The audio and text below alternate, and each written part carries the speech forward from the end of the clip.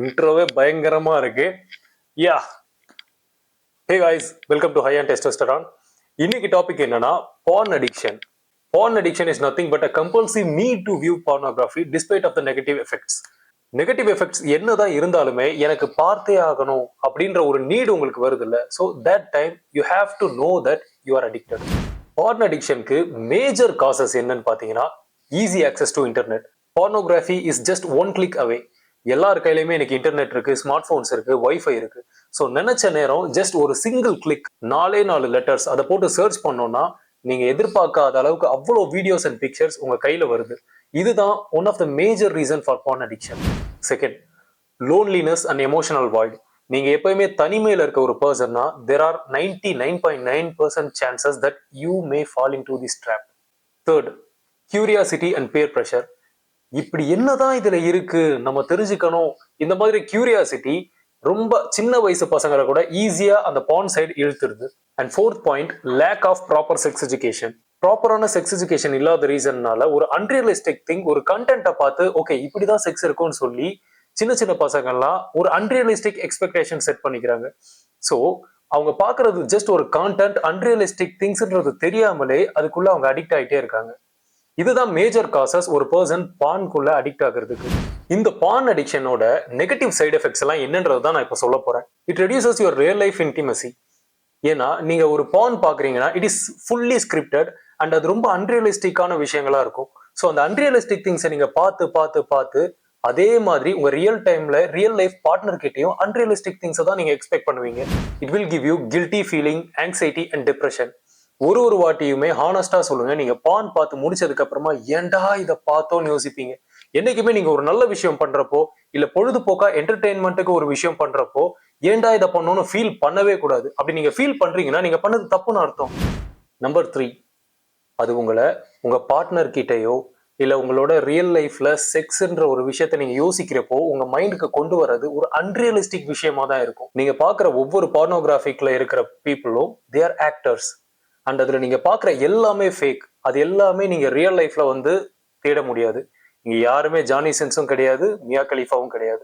எல்லாருமே அவங்கவுங்க லைஃப்ல செக்ஸ்ன்றத ஒரு 0.1%ஆவோ இல்ல ஒரு 10%ஆவோ மேக்சிமம் 20-25% வரைக்கும் தான் இருக்குமே தவிர 100% யாருக்குமே இருக்காது. ஸோ நீங்க 100% அதே லைஃபா வச்சிருக்கிற ஒரு பர்சனோட வீடியோஸை பார்த்துட்டு உங்க லைஃப்ல உங்க கூட இருக்க பீப்புள் கிட்ட போய் நீங்க அதை எக்ஸ்பெக்ட் பண்ணீங்கன்னா நீங்க கண்டிப்பா டிசப்பாயிண்ட் தான் ஆவீங்க.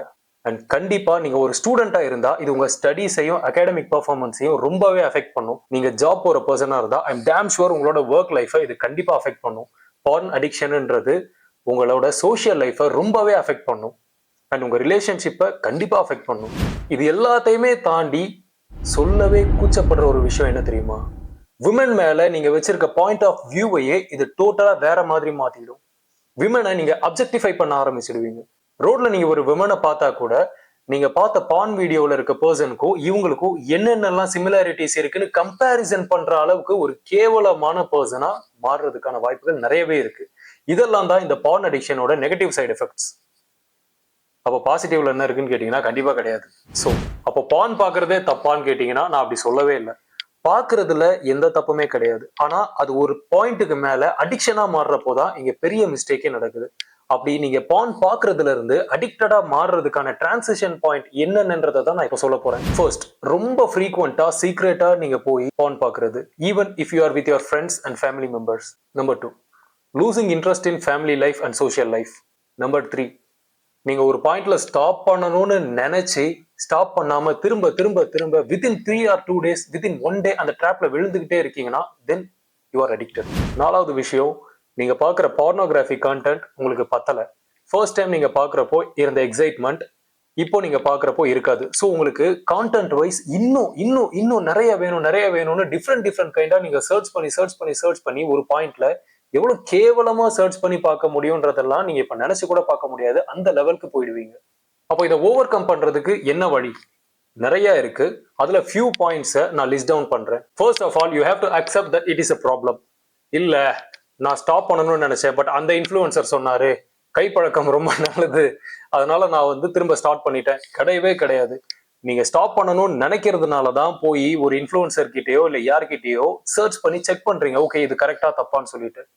ஸோ இன்ஃப்ளூயன்சர்ஸ் 1000 சொல்லுவாங்க, but you have to know that you are doing a mistake. There is no shame in admitting that you have made a mistake.